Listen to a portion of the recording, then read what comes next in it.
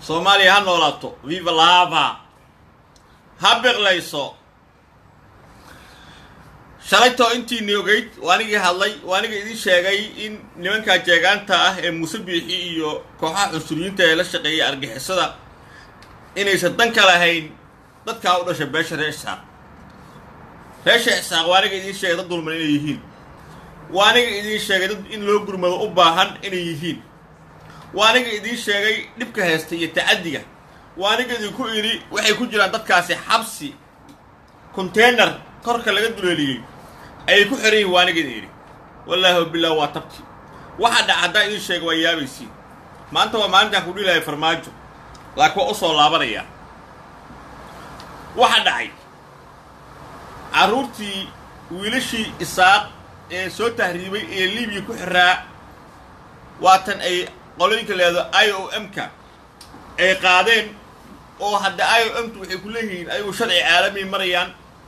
horta wiilasha guud ahaanba Liibiya laga sii daayay dowlad farmaajo siimadeyn dowlad farmaajona ma qaadin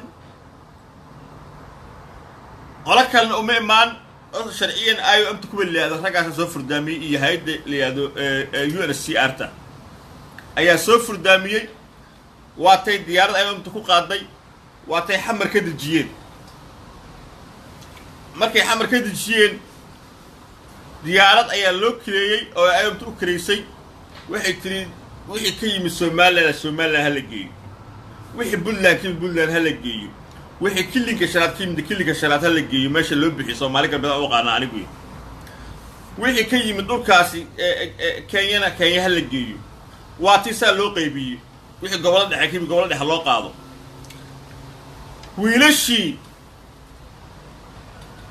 wiilashii markay yimaadeen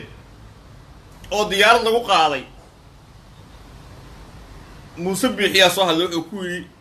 dadka xamar soo maray wiilasha tahriibka laga soo celiyay ee xamar soo maray cagso ma dhigi karaan Soomaaliland Hargeysa kama soo deey karaan hooyooyinkii dhalay oo intaas soo sana aan arkin iyo aabayaashoodii iyo walaalahoodii airportkii toban Hargeysa pilotkii ayaa wallahi sheegay shakhsiyan Muuse u hadlay wuxuu ku yiri nin pilot hore ahayd diyaaradda wax shidaale iyo uma jiraan ugu fulan xamar oo laaba karo waxaana ku jira hawada Hargeysa waxa u baahanaa fadlan inaan dego alista shidaal qaato ma degaysid shidaal qaadamaysid wiilasha noo keeni maysid xamar bay soo mareen waa xaaraan IOM-tu anaga ahayd inay mataqaantoos nagala macaamisho halkaas soo mareen waa la celiyay wiilashu wuxuu ku yiri pilotka markuu aanu qaatay garow la hadlay garow ku tiri soo dhawaada Puntland soo dhawaada garow way ka degeen riskiga inta la eg ee wiilasha saaqla giliye fiiri ee mataqaana inta sano ku jiray xabsiga xitaa iska dhaaf bini'aadanimada xitaa waa wax qaraaciyo weey waxaan waa qaraaciyo Itoobiyaanku ay dhaleen waa qaraaciyo naxariis daran weey oo magaca Soomaali oo loo bixiyo oo la sheegto ma waxaan wax dad Soomaali lagu tilmaami karo waa wax baqti weey barka war wiilashii waxay yiraahdeen isu ay soo laabtaan marsuga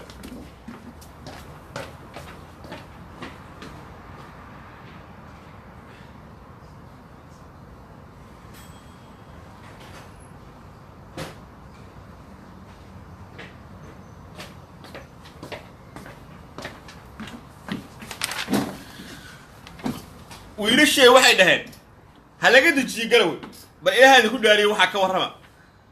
waxay yiraahdeen wiilasheeni intee hawadooda ka ashteen waxay majarteen loo geeyo wareena majarteen sarkaan iyo sarka hore iyo xilliga yaman dagaal socdo dad fiican bay noqdeen majarteen dad gob ah ay noqdeen maxaa dhacay wiilasha istaag markii loo geeyo garow soo dagaalay yiri wiilasha hotel la dajiyay dhar qurux badan baa loo keenay lacag baa la siiyay war waxa lagu wiilino Soomaaliya tihiin annagu niman maamulka is haysanaa idinku wax dhib isku ma qabno nimankaas waxay naga dilaano waxay nagu sameeyaan idinku wiilasheena tiin soo dhawaada xitaa waxay ka xishoodeen in camera laga duubo oo leeyahay nimankii laga soo wiilasha isaaqay loo diiday garoonka Hargeysa inay ka degaan inaga hotelka dejinay dharkaan siinay lacagtaan siinay sababta waxay dhaheen hadda dhaho sidii nimca qornay u xirayaan oo niman xishoodan ma markii ilaahay baa idin ku dhaariyay kuwa ilmahoodii tahriibta liibiya ku dhibaataysnaa ee markii hore shaqo la'aan iyo dhibaato iyo gaajo uga cararay magaaladoodii kuwa u diiday inay dalkooda ku soo laabtaan ee siyaasadeeyey ma kuwaasaa ilaahay ku dhaariyey soomaalinimo iyo bini'aadamnimo iyo arxar iyo ma kuwaasaa laga sugayaa ilaah baa idinku dhaariyey ma kuwaasaa dad qabiil dhan reesha isxaaqleeda godob ay kuwaas geysteen miyaa qabiil dhan lagu eeday karaa waxaan waa danley waxaan waa niman qurna waxaan waa wax garacyaha Etoobiyaan asalkoodu yahay oo uun la isaaqeeyey waxaanay dad damiir soomaalinimo ma aha kuwaan kuwa diin islaam la ma aha muuse bixi waxa la socdo waa niman argagixisaah oo arxan daran oo cunsuriyiina oo waxa weeye waxa ay sameynayaan qof muslima iyo qof Soomaaliya iyo qof ashahada kaba suurtoobaan war cid kale ixsaan u sameynay sidee ku dhici kartaa wiil reesha isaaqa oo magaalada Hargeysa ka tagay oo tahriibay oo 3 sano 4 sano 5 sano 6 sano ku xiraa Liibiya oo ogtihiin soo eka markii la soo wiilasha say okay ogeedeen sidee buu nin isaaqa ku dhihi karaa wiilashaydii kuma soo laaba kara Hargeysa sidoo qof isaaqa oo wax garto damiir laho muslim laho Soomaali oo ku dhihi karaa taas ma dhihi karo macnaha waa ooynaya isaga waxba uma qaban marka hore culug shaqo la'aan buu kaga caray mataqaan ku soo jaamacada dhiganayo mataqaan Hargeysa meeshu markuu Liibi tagay beentoodii iyo dawladana waxba iguma qaban wax ma qaban karaan lacagtii kama bixino ayo ma keentay macnaha waxa loo xiray kaliya xamar bay soo mareen ayaa loogu jiday hawadooda diyaaradda hala burbur sida la'aan wax naagala mal haye reerkan oo mataqaan colaadda ay kala dhaxayso ee is hayaan nimankan oo godobta ay balaayada u aaseen reesha saaq magacoodi ee ma jeerteen ka war hadii markii laga dajiigara waa ay dhiraayeen war kulligood laaya tugtan waa algaasi sadka dad laga dilay hadii dhihi laayeen ka war ma dhihin ilaahay amarkii dad Soomaalnimo ku fiican buu wallahi saaba ma jeerteen ka saaba uma haysan baaru way soo dajiyeen kaalay cuna aba wiilashii maanta soo wacay saaq Hargeysa Hargeysa tagi waxay dhaheen والله نمانك مجرتين كجرا وجوجو عبسي وحيد نمانك ديار تري Hargeysa كده ما نمانك أصلاً نمانك وارك دجال كحوم داعي أيام نلو جيني يا الله هوي الله ماشي نقول حقوني ده ديار ده واحد يلا ماله سوق بيلوت واحد يلا ماله واحد يلا ماله وحيد مثلا مشتاق نمانك سود وهذا ويلش نمانك حين وصلاح أيام بقى هوتيل في VIP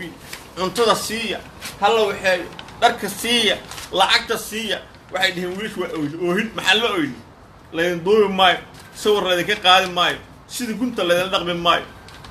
waa magaaladiin garow waa iska imaan kartaa qof kasta reesha saaqa waday kariya waxay dhaheen hoteelada aan degnay wax ka shaqeeya waa isaaq waxay dhaheen meesha dhan waxa jooga garow waa isaaq waxay dhaheen meel walba joogaan maqaayadihi warbal hadii ilaahay ku dhaariyo barabta waxa ka sheekeeya kii ay adeer dhahay inay horta qabyaaladu wax jira ahayn kii ayaga sheeganaya ee yiri madaxweynaha isaaqan ahay ee cusuriga ahaa ee qashinka ahaa iyo kuwii hoos joogay hawaday dhahan laga celiyo ma qofkaas xurmeeyay waalidkii dhalamiyo xurmeeyay ma qofkaas qabiil xurmeeyay ma qofkaas Soomaalnimo xurmeeyay ma qofkaas muslimnimo xurmeeyay ma qofkaas qof wax gala ah oo damiir Soomaalnimo leh ah أنا وسيدان شيء وأكو إلنيا نمان كهدار تاي كاتان سومالي حرمه هذا إسكارسين تحيلا دقالة كرد دقالة الساق نهال حرية الساق حرية وباهين الساق خميس يكون جرابة محمد سياد رود وقيده وضل كان أجيستي وليجي والله إنه سوليجي حين جبر إنه سحر كان جبر إنه قرناه هو اللي يقانو أبو قرن عليه أيوه هرتي سيد تكلم وياك أنتو كحرة أو ما يحتاج بس ما يسوعها يتوبيان قبلها ما يحتاج أو هرتو أنتو كحرتي أيوه أضيق يوحنوصاني ده بريان قبل أنت لا قاعد هرجيس الوحدة الجبلي الدوسية كعكح المحوية سيدنا قال يساعد سويدي أديو أبا هذا قبل ده الشيء قبل نتكلم أروح لمن ما هي قبل ده الشهر دي هرتا أنت لو كحيستو نيان قالين وهو هاي كأجنبي أو تقبل ده كحيستو حبش كحرت سو أبين كيو كفورس بديس قبل ده هالكاس يا dhaqan xumo ka xun maa jirto qof soo marta Soomaaliya in gabadhaada lagu horka xeesto oo nin meel ku xirto oo haddana dembi aysan gelin gudnimada intaa ka weyn maxay tahay in ilmaha dhashay oo tahriib u baxay oo intaasoo la magafe iyo cadow iyo liibyaan haysteen hortaada maalinta rajada lahayd oo dhehis ilaahayo ma arka maanta wiilkayga waalidata hooyata qalbigan kaa dareemaya hooyata aabba tahay wax dhalaataha waalidata waa ooynaysa dhibkaas soo martay ilaahay unbaa og dhibkaas ka soo martay koriskiisa ilaahay unbaa og inta sano cadow haystay ilaahay baa og inta hurdada xumada kugu dhacday ilaahay baa og duruufaha aad ku nooshahay ilaahay subxaanahu wa tacaala unbaa og hooyo aabbo walaalo siduu qalbigaaga ahaa yaa intaasoo cunugaaga maqnaa cadow gacanta ugu jiray maalinta lagu yiri cunugaaga xamar buu yimid diyaarada lagu soo saaray ood garoonka la soo istaagtay sawirkiisa adigoo qalbiga ka ilmeynayo haddii ka warankii aad ilma adeerta ahayde ama adeerka ku ahaa ama maamulkaaga mataqaana madaxda ka ah oo ku yidhaahdo cunugaagu halkaas soo maro kasoo degi maayo Hargeysa ilaahay ku dhaari sunnada qofka bini'aadamka sidoo noqonaya qofkaas ilaahay ku dhaari dadku maysa muslim ba ahayn waxaan mi muslim ba ahayn ba dad bini'aadana oo muslimnimada ay ku jirto xitaa maysa ahayn micnaha wuxuu rabay waxaan ka helay guddiga difaaca Puntland waxay yiraahdeen maanta way ma qarsanin maanta hadalkooda waxay yiraahdeen waxay rabeen Muuse iyo Masar bin waxay rabeen inay soo maraan asaabi Ethiopia waxay dhaheen haddii nin Oromo yimaado most welcome Hargeysa hadduu mid Ethiopian oo kale ama xaali yimaado most welcome hadduu qof Soomaali yimaado waa cadow waa loo diidayaa taas miyana xoreen u baahnay wallahi oo billahi wallahi la isku xorey u baahan wallahi billahi tallahi xoreen u baahan cadow baa haysta isaaq maanta cadow baa haysta cadow cali ma haysto xabashi baa haysto oo kuba maanta magacaas watan waxaan leeyahay kubaani habrahooda meelahaas aaday oo xabashi balaaye la soo seexday oo waa xabashi naloo keenay ay naagan loo keenay wallahi inay sadad Soomaali ahayn على حال انت سوي قد بيا وانا حرا انا ما اليو dadka reer Puntland dadka reer Garow waxaan leeyahay Soomaalnimada waa sida wasqaba karnaa waa la isqaba karaa dad qandaraasliyaal oo siyaasad wato wasqaba kara laakiin shacabka haloo naxariisto wiilka isaaq iyo gabadha isaaq intuba hal ixtiraamo haddii yimaadaan markas yimaadaan soo dhaweeyo waa dad dhibaato inteeda la eg ay haysto dadkaas waxaan leeyahay waa ku mahadsantihiin waxaan leeyahay in la dagaalamo oo ciidanka la isu gurnayo iyo waxa la sameeyo waxa ka fiican nimanka in dhaqaalaha laga dagaalo wallahi ma taagnaa karaya bal igu tijaabiya hadalka wallahi ninka ganacsadaha inuusan burco iyo Hargeysa dad jooga oo ka macaashin dan ugu jiro Soomaali weyn dad ugu jirta wallahi hadii la takooro oo la dagaalo wallahi billahi tallahi intu orduu leeyahay war arinta ka joog wallahi inay argixisada muqarxinin intu u tagu leeyahay waa la fahmay ga joojiyo weerarda motukana ka dhacay male war tan labaad waxa weey dadkii u dhashay beeshada u baahantay ee laas aana joogay sidii magafayaasha Liibiyo kale u nool yihiin wallahi oo billahi oo tallahi cashuur baa laga qaadaa waxa laga qaadaa madax furasho khabar kasto waxay soo wacaysaa dadka qurbaha u joogay maxaa dhacay $100 ii soo maxaa dhacay wiilkii baa iga xiran halku kaga xiran yahay kuwii jeegaanta wiilkii iga haysto ina ambashim ya mise ina ambaashi iyo gurubkiisa wiilkii qafaashay ay marka 100 uu soo deeyaan doonaya islaamiga soo wacay war calool xumo weyna taasi waa taa talabaad waxa weey dad waxaan arka leh dagaalka colaadda tukaraq madaxweyne Maxamed Cabdullaahi Farmaajo ha ku soo baxo waaryaaraha mawaalantii idinku qacmaatiin war cod see u xisaabtamaysiin war faraadan idinka see waa idinka maxaa idinka qaldan war ma ninka gabadhii hooyadii iyo aabihii ay dhaleen ee idil Farmaajo idil Cabdullaahi Farmaajo iyo naagtu qabay Saynab macallin kale celin waayay ما تكسوق يسينين وما تقانا أو تكرر أو كلا عليه حتى الدارات يعني من ساق عسرين واستقالة إنه كلا عليه ما تكسوق يسينين كمحل كقدر نيجا جبادة أولاد دارت جبادة قوي هوية حتى والله اسمه ما كان جبادة هوية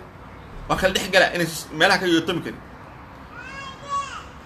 نيجي مركز النميذج السؤال تاعي إنه كلا عليه واي حاسكي أو قبي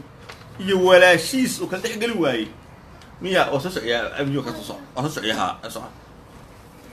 نيك أيوة صح كل كلام أنا كرت صعد صباح ninka kale celin waaye xaaskiisi iyo walaashi kale celin waa leedihiin tukana qaa celiyo oo leeyahay Soomaali waxa laga suugo waxba laga qaa wax qaad ma la kani waa bahal fudeed loogu daw galay kani waa kaad aragteen انت هذا عيالك يعيش الصعوديه قال هذا ما مضي عيالك يا الصعوديه عن كهر اللي يحضر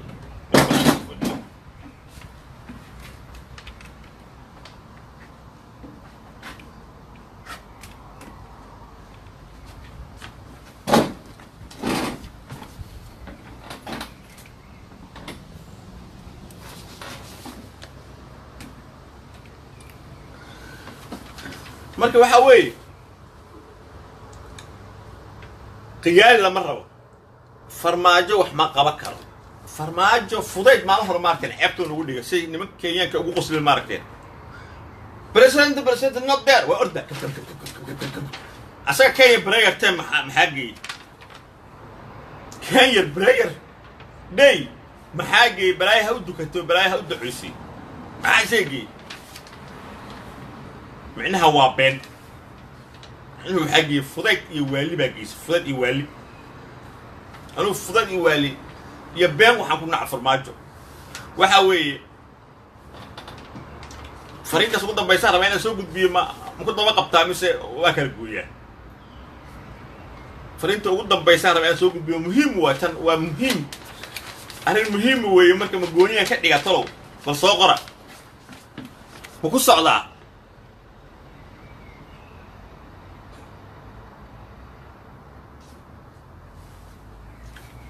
أي مكون صعد مثل والله إنك فرماجة وروح بين بدنا